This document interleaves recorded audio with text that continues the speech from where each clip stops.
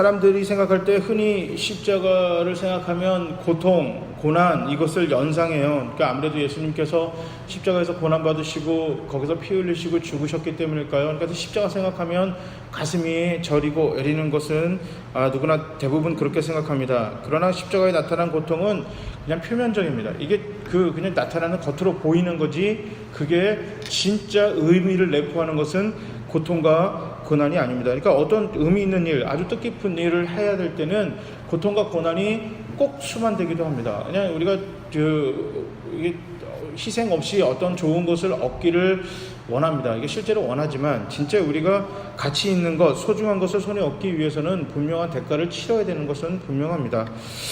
지금부터 한 26년 전 일이에요. 1990년 2월 11일 날 무슨 일이 있었냐면 한 남자가 감옥에서 석방됐습니다. 26년 만에 차가운 감방에 있던 그런 그 감옥 안에 내몰았던 세상과 다시 마주하게 됐습니다. 그러니까 26년 만에 이제 세상으로 나온 거예요. 그 남자 이름은 넬슨 만델라입니다. 여러분 들어보셨죠? 그 넬슨 만델라 대통령 남아프리카 공화국 최초의 흑인 대통령이자 흑인 인권 운동가였습니다. 자, 1990년 2월 11일 그가 남아프리카 공화국 빅터버스터 감옥에서 출소했을 때 국민들의 반응은 극과 극으로 나뉩니다.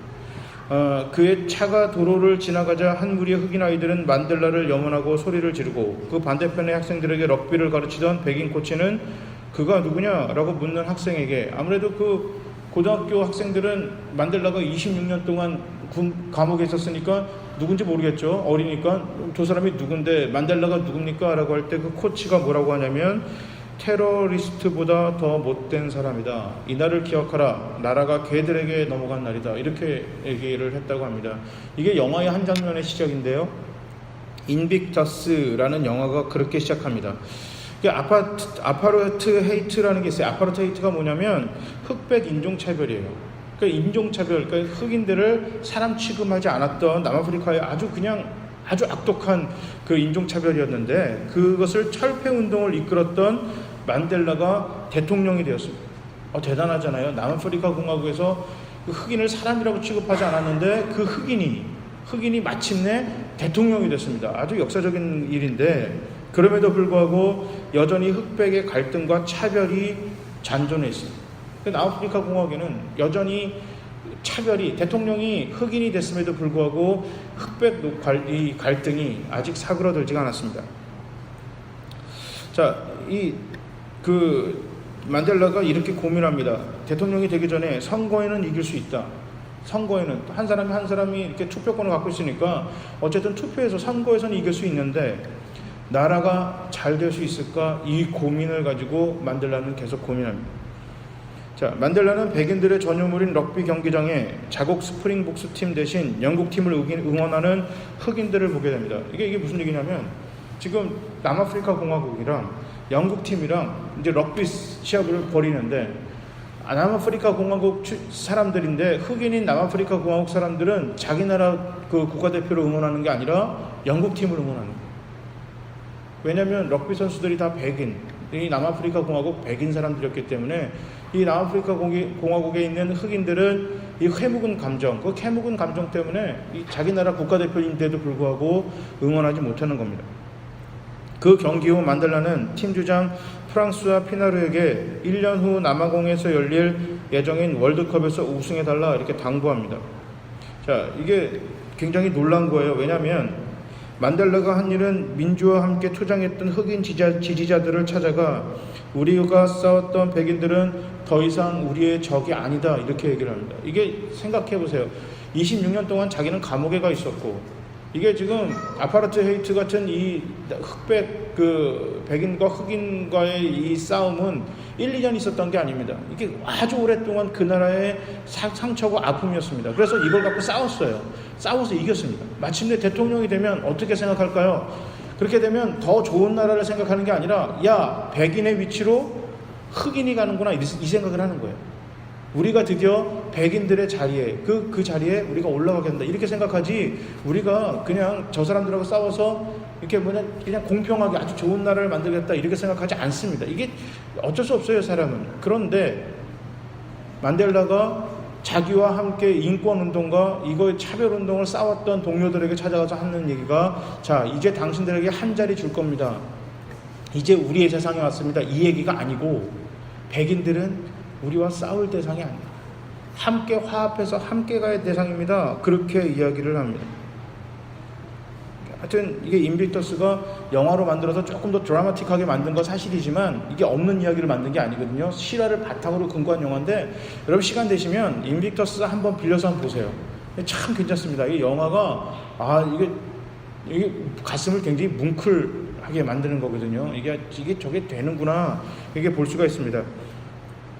사람들을 영광으로 이끌어 은혜의 상태에 있게 하는 것보다 죄로부터 사람들을 은혜로 이끄는 것이 하나님이 보다 큰 일이다. 그 이유는 은혜와 영광 사이의 거리보다 죄와 은혜 사이의 거리가 훨씬 더 멀기 때문입니다. 이게 존 트랩이라는 영국 시인이 그 자기 신앙 고백에도 쓴 글이에요. 괜찮잖아요. 하여튼 그 영광으로 이끌어 그 영광 속에 있는 거예요. 그러니까 하나님이 잘해주셔서, 그래서 그냥 은혜의 상태에 있는 것보다 죄의 상태에 있는 사람을 이끌어내서 은혜 가운데 있게 하는 게 더 힘들다. 우리가 이제 잘 알잖아요. 우리가 예수 믿는 사람들이 교회 나와서 그냥 기도 많이 해가지고 하나님 앞에 은혜 받아서 나는 좋다라고 신앙생활 하는 것도 대단한 일이지만, 그것보다 기독교인들에게 더 힘든 건 뭐예요? 예수 믿지 않는 사람들을 찾아가서 그들을 예수 믿게 해 하나님의 자녀가 되게 만드는 것, 이게 진짜 힘든 건데, 그게 정말 하나님이 하시는 것을 보게 되는 것이죠. 전도가 크리스천들에게 있어서의 가장 큰 영광이고 가장 큰 하나님의 기적을 체험하는 것. 죽은 사람이 살아나는 것보다 더 큰 기적은요, 예수를 안 믿는 사람이 예수를 믿는 거예요. 저는 목사들로 태어났습니다. 저는 목사들로 태어나서 지금까지 한 번도 교회를 떠나서 살아본 적이 없어요. 그러다 보니까 예수 믿는 게 너무나 당연한 거예요. 자연스럽고요. 하지만 바꿔서 생각해 보면 이건 자연스러운 게 아니라 하나님이 진짜 잘해주신 큰 은혜예요. 큰 은혜인데, 왜 내가 목사들로 태어났고 왜 내가 예수를 먼저 믿었을까? 그거는 나를 통하여 다른 누군가가 하나님을 만나게 하기 위해서 우리를 하나님이 먼저 잘해주신 것입니다. 이 자리에 앉아있는 여러분들이 예수를 믿은 것만큼 가장 큰 기적이 어딨나요? 진짜 기적이에요. 하나님이 눈에 보이는 것도 아닙니다.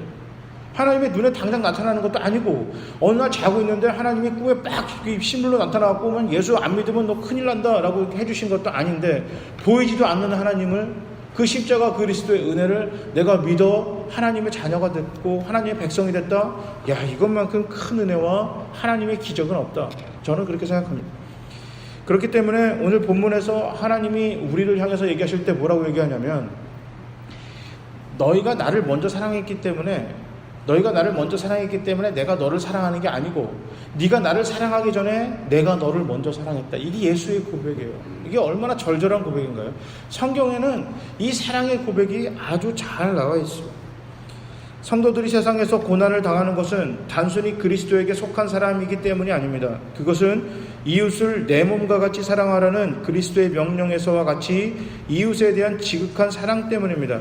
사랑이 전제가 되지 않는 십자가는 죄인으로서 당연히 받아야 할 처벌입니다. 그건 고난이 맞아요. 하지만 사랑에서 지는 십자가는 은혜를 나누는 사랑의 아주 강력한 표현입니다. 그러니까 예수님께서 우리를 먼저 사랑하셔서 십자가의 자기를 죽음으로 우리에 대한 사랑을 증거했다, 보여줬다, 이렇게 얘기를 하거든요.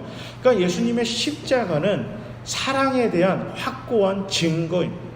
사랑의 증거예요. 그러니까 십자가를 생각할 때 여러분, 예수님이 나를 위해서 고난받으셨구나, 이거 그냥 슬프구나, 이 생각만 하지 마시고 꼭 당부컨대 하나님의 사랑을 만나시기 바랍니다. 십자가는 사랑의 절정입니다.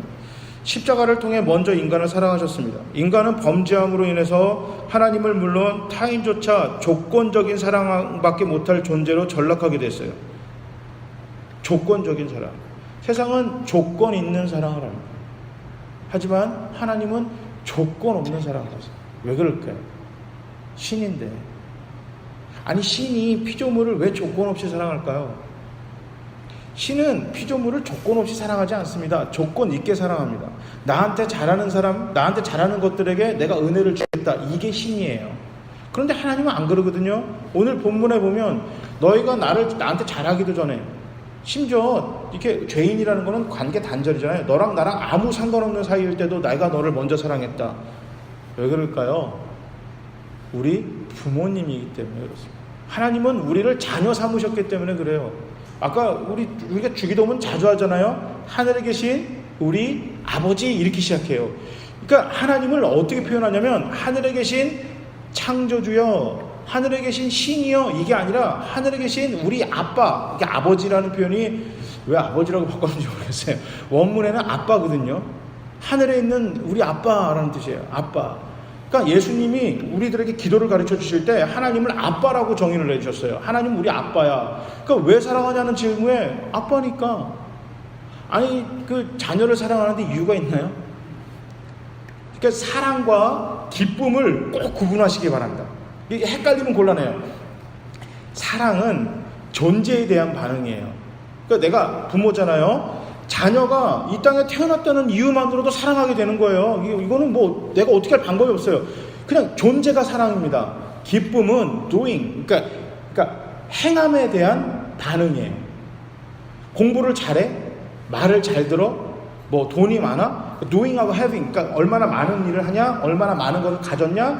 이거에 대한 반응이 바로 기쁨입니다. 그러니까 기쁨과 우리가 꼭 여러분 기억하셔야 될 게, 우리가 기쁨과 사랑을 꼭 구분하셔야 됩니다. 성경은 하나님이 우리를 기뻐하신다와 우리를 사랑하신다를 확실하게 구분하고 계세요. 우리가 그러니까 예배를 잘 드리고 우리가 전도를 하고 우리가 하나님 말씀대로 살고 이럴 땐 하나님은 기뻐하세요. 하지만 사랑은 내가 그렇지 않아도, 우리가 죄인이었어도, 심지어 내가 하나님을 믿지 않았어도 하나님은 우리를 사랑하신다라고 오늘 본문에 얘기하고 성경이 얘기합니다. 왜요? 자녀니까 좀 내 말을 안 듣고 심지어 가출해 나갔어요. 자기 스스로 호적에서 팠어요. 그래도 부모는 자녀를 사랑하는 거예요. 이게 하나님의 마음입니다. 조건 있는 사랑밖에 못하는 그 인간을 하나님이 먼저 찾아오셔서 사랑하셨습니다. 그러면서 어둠에 있는 자녀를 빛 가운데로 오고 끊겨진 관계를 다시 맺게 하기 위해서 예수님이 십자가를 지셨다. 오늘 본문은 이렇게 얘기하고 있습니다. 그러므로 십자가는 고난이 아니라 사랑의 표현입니다. 사랑의 표현입니다. 하나님께서 그리스도를 통해 보여주신 사랑은 그리스도 안에 거하는 성도들을 향한 모범입니다. 이게 롤 모델이거든요. 그러니까 이제 이게 뭐냐면 예수님이 십자가를 지고 가시는 그 일을 하시기 전에 제자들에게 뭐라고 얘기하냐면, 너희가 내 제자가 되려거든. 여기서 확실하게 구분해요. 그러니까 자녀가 아니라 제자라고 합니다. 제자는 스승의 길을 그대로 따라가는 게 제자잖아요. 그게 제자입니다. 그러니까 네가 내 제자가 될 거면 나처럼 십자가를 지고, 십자가는 고난이 아니라 했잖아요. 사랑하는 사랑을 지고, 세상을 향한 사랑을 너가 지고 나처럼 세상을 사랑하라, 이렇게 표현했어요. 교회에서 우리가 예수님의 구주를 믿어서 하나님의 자녀가 됐습니다. 그런데 제자는 아닐 수가 있어요. 이렇게 교회 안에 자녀들만 많으면 시끄러운 거예요. 왜? 제가 자주 얘기하지만 자녀의 특징은 뭐예요? 뻔뻔함이에요. 뻔뻔함이 자녀의 특징이에요. 부모의 상황을 살피지 않고 내가 하고 싶은 대로 하는 게 자녀거든요. 이게 자녀예요. 이게 뻔히 알아요. 뻔히 아는데도 내가 하고 싶은 게 먼저인 게 자녀예요. 부모는요, 자녀가 먼저예요. 대부분의 부모들은 그냥 정상적이라면 자녀가 먼저고, 자녀들은 내가 먼저예요. 자녀들은 내가. 이게 그러거든요. 이게 교회도 마찬가지예요. 교회 안에 자녀가 많으면 하나님이 먼저가 아니라 내가 먼저인 거예요. 시끄러운 거예요. 시끄러워요. 그러니까 그냥 아빠가 엄마가 잘해줄 때만 가서 이렇게 뽀뽀하잖아요. 유학생활 하는데, 간혹 있긴 있었는데 대부분의 그 유학생들이 한국에 전화하는 경우가 있어요. 안부 전화 겸 전화합니다. 언제 전화할게요? 돈 필요할 때 전화해요. 돈 필요할 때 전화해요. 이게 돈 필요할 때. 그러면서 뭐 엄마 건강해야 돼. 아빠 뭐 이렇게 꼭 음식 꼭 챙겨 드세요. 지는 몇천 어쩔 수 없잖아요. 학비도 비싸고 생활비가 너무 비싸니까 몇천 불 보내달라고 하면서 그 한 20불짜리 비타민 사가지고 내가 엄마 이번에 아빠 갖다 주려고 비타민 샀어. 한국에도 있거든. 진짜 미국 게 좋아. 뭐 이러면서 왜 전화해요? 돈 필요할 때, 아쉬울 때, 아쉽지 않을 때는요. 전화 안 해. 무소식이 희소식이지 뭐. 그러면서 이렇게 가잖아요. 자녀니까 그래요. 부모는 그 오매불망 이놈의 새끼가 잘 있나 뭐 했나 뭐 걱정하는 거예요. 나이가 제가 이렇게 많은데도 그 할 때 저희 어머니 아버지께 전화 오시면 밥은 잘 챙겨 먹냐. 제가 이렇게 몸을 보세요. 며칠 굶어도 상관없는 몸이고 몇 달 굶어도 괜찮은 몸이에요. 그런데도 불구하고 잘 챙겨 먹냐 뭐 어떠니 저쩌니. 부모니까요. 이게 부모와 자녀의 차이는 이게 굉장히 상당히 큰 거예요. 그러니까 교회가 시끄러운 거예요. 근데 제자는 뭐죠? 제자는 아버지로 끝나는 게 아니라 내 스승이 되는 거예요.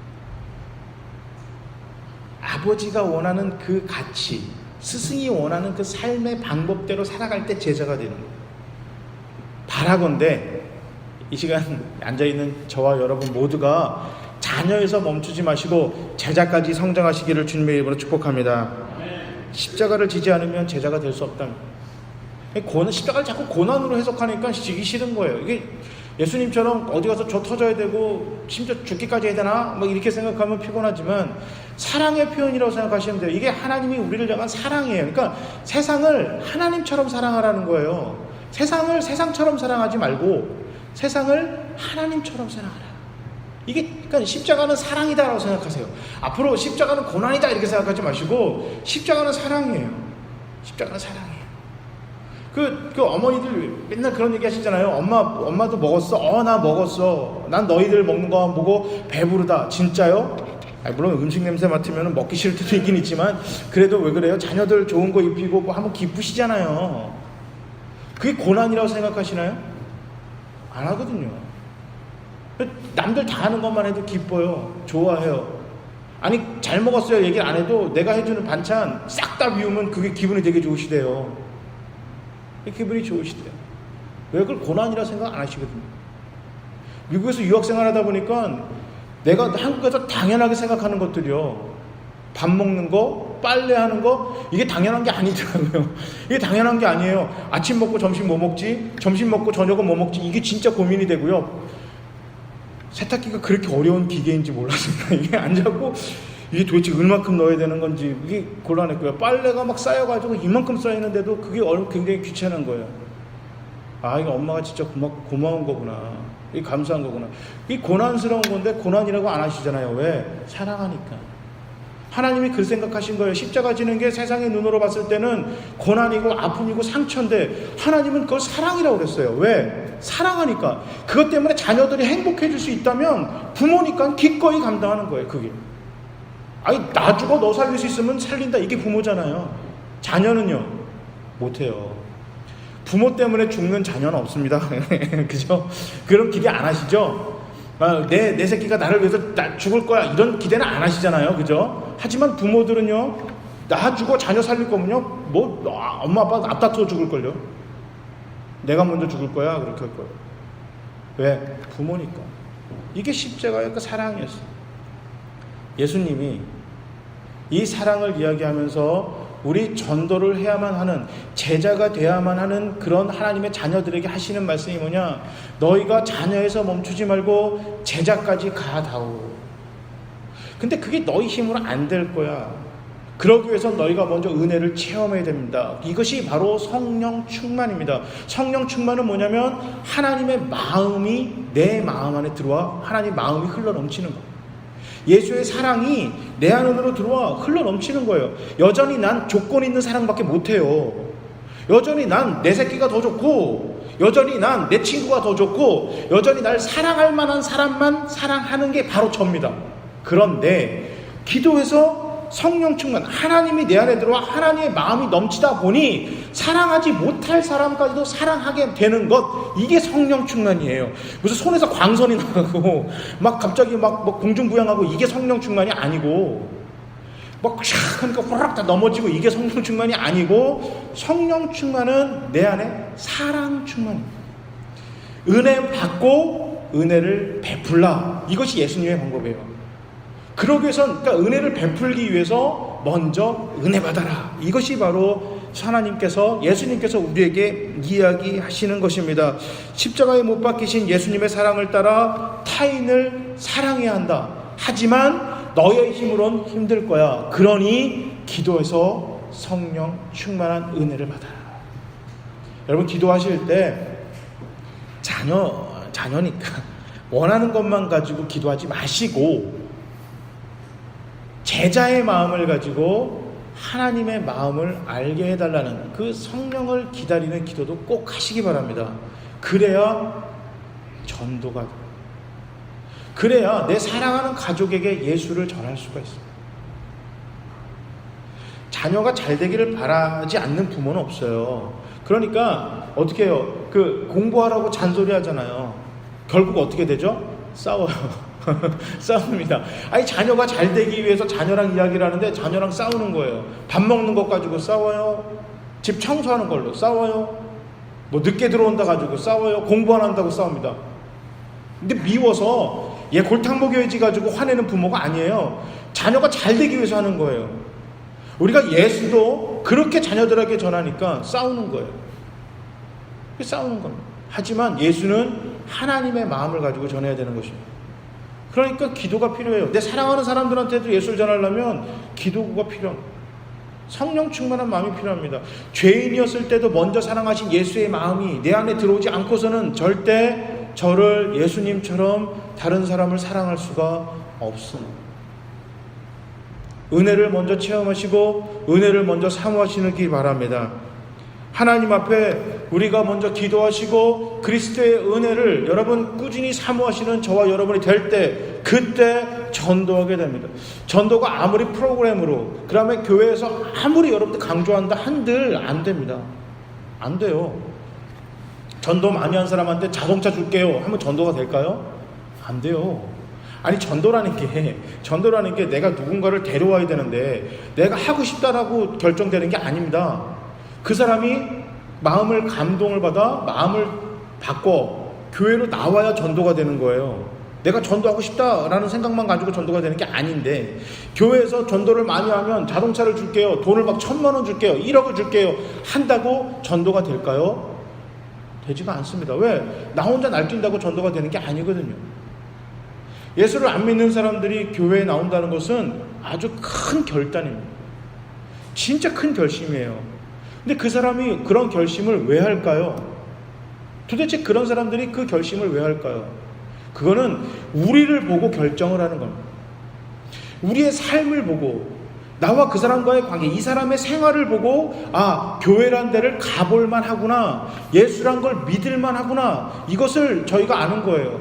은혜 받은 냄새가 날 때, 이 사람이 맨날 얘기하는 그 하나님의 사랑, 십자가, 은혜, 이것이 삶으로 드러날 때, 그때 그 삶으로 베풀어질 때, 그때야 비로소 그들이 마음을 바꾸고 감동을 받아 교회에 나오게 되는 거죠. 그때 전도가 되는 거죠.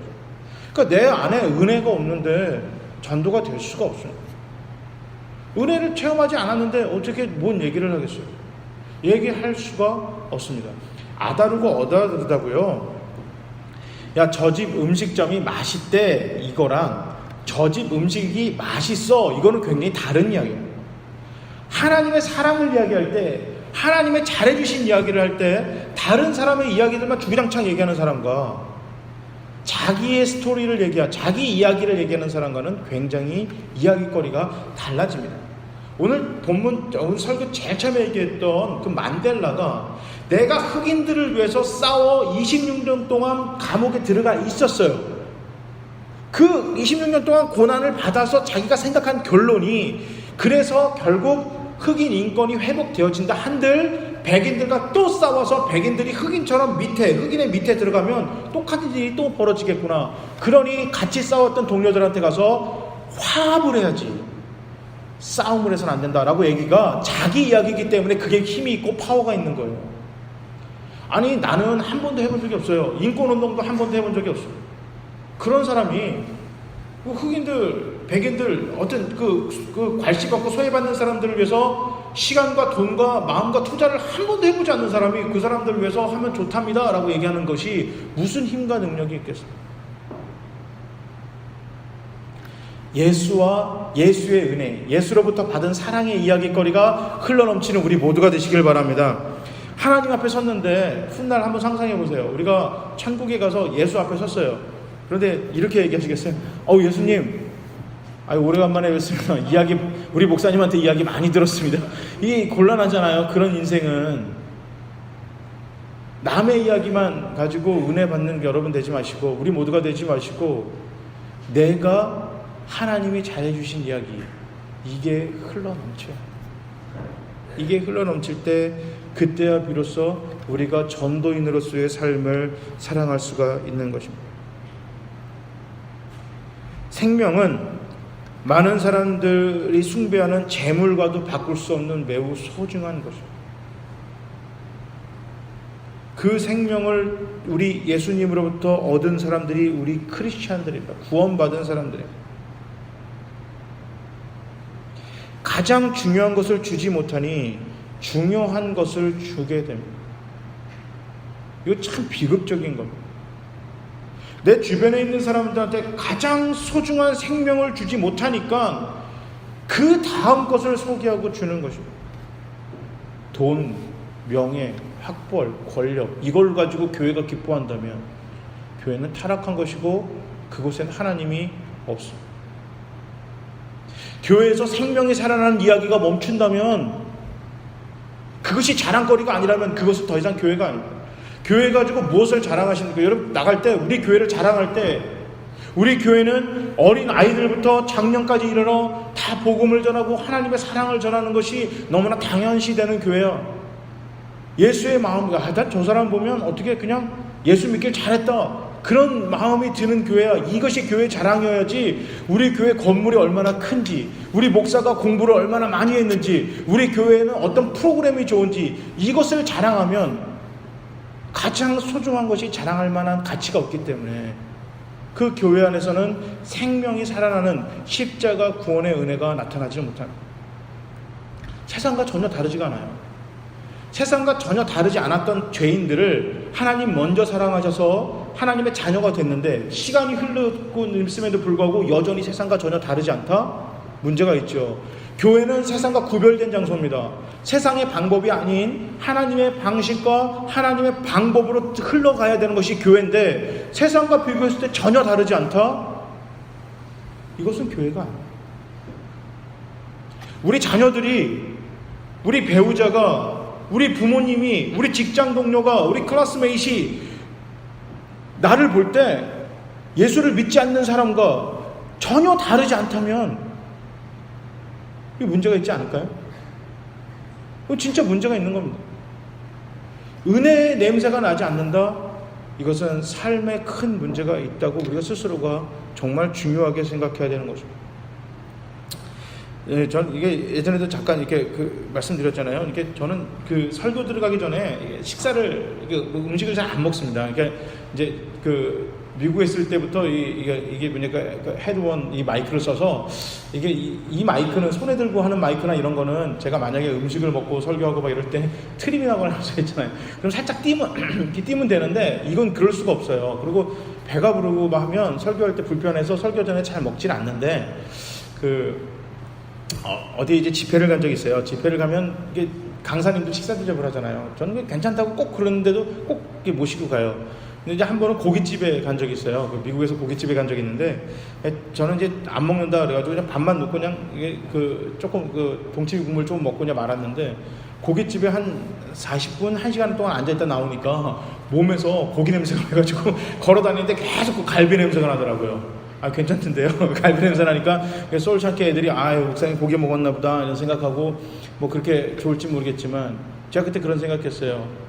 먹지도 않는 고기, 가서 심지어 난 고기도 먹지 않았고, 그때 이렇게 고기 굽지도 않았어요. 저희는 고기 굽지도 않고 그냥 된장찌개 먹고 그냥 그렇게 하셨는데, 옆에서 고기 먹는 그 고깃집에 들어갔다 1시간만 들어갔다 나왔더니 몸에서 고기 냄새가 배가지고 속옷까지 고기 냄새가 다 배있더라. 우리가 교회를 다니고 하나님의 은혜를 사모하는 하나님의 백성들인데, 예수를 믿은 지가 도대체 몇 년이나 됐는데 여전히 내 안에서 예수 냄새가 나지 않으면 난 도대체 어딜 갔다 온 건가? 난 뭐 하다 온 건가? 이런 생각. 난 목사인데, 내가 목사인데 목사 된 지 벌써 10년 몇 년, 10몇 년이 넘었더라고요. 제가 2005년도에 목사 안수를 받았는데 벌써 횟수로 11년이 넘었어요. 목사 된 지 11년이 됐는데도 여전히 나의 안에서 예수 냄새가 요거밖에 안 난다면 도대체 난 뭐하고 있지? 난 도대체 어디 안에 거하고 있는 건가? 우리가 1시간 예배 드리고 나갔는데, 아니면 다른 날은 둘째치고 주일날 예배 드리고 나가서 교회를 빠져나가는 순간, 내가 그래서 집회를 가고 내가 어디 장소를 갔는데 내 안에서 은혜 냄새가 나지 않아요.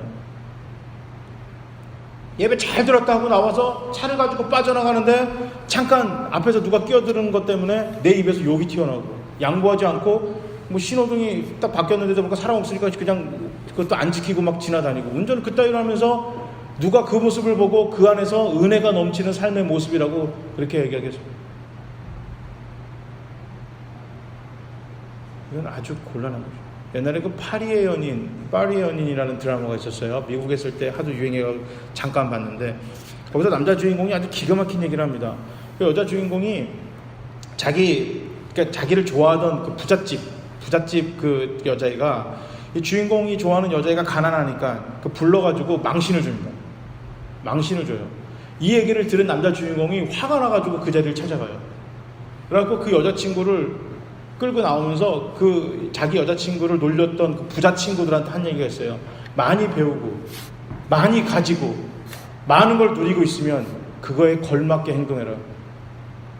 그렇게 행동하지 못할 땐 그냥 쓰레기다. 니들이 누리고 있는 것들이 다 쓰레기다. 쓰레기 냄새만 진동한다고 끌고 나와요. 내가 그걸 보면서 야, 저건 복음이다 생각했어요. 복음입니다. 우리가 예수를 많이 믿었고 하나님 먼저 잘해주셔서 구원 받았고, 그 다음에 내가 교회에서 직분을 갖고 있고 내가 목사 아들로 태어났고 이런 은혜를 누리고 있으면 그거에 걸맞는 행동을 하지 않으면 내 삶은 가짜인 거예요. 목사한 게 뭐가 중요하고, 장로, 권사, 집사한 게 뭐가 중요하고, 내가 성경을 몇 번 읽은 것이 뭐가 중요하고, 봉사를 얼마큼 많이 하는가 뭐가 중요하고, 헌금을 얼마 많이 하는 것이 뭐가 중요하고, 우리 교회 교인들이 몇 명이냐가 뭐가 중요하고, 건물이 몇 층짜리인가가 뭐가 그렇게 중요하냐는 거예요. 내 안에, 우리 안에 그리스도의 향기와 은혜와 하나님의 사랑이 베푸는 것이 전혀 흘러나오지 않는다면 아무 의미 없는 것입니다.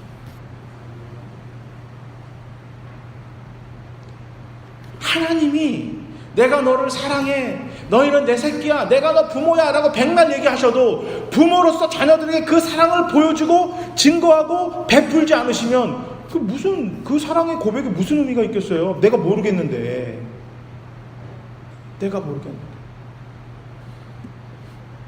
그래서 하나님이 그 높고 높은 창조주의 자리, 권위, 명예 다 내팽개 주시고 이 낮고 낮은 것까지 불이 나게 달려내려와 인간이 되셨고, 창조주가 인간이 됐고, 심지어 그냥 인간으로서 이 땅에서 괜찮게 사신 것도 아니고 지질하게 고생하고 힘들고 고난받으셨어요. 그리고 십자가에 죽었습니다.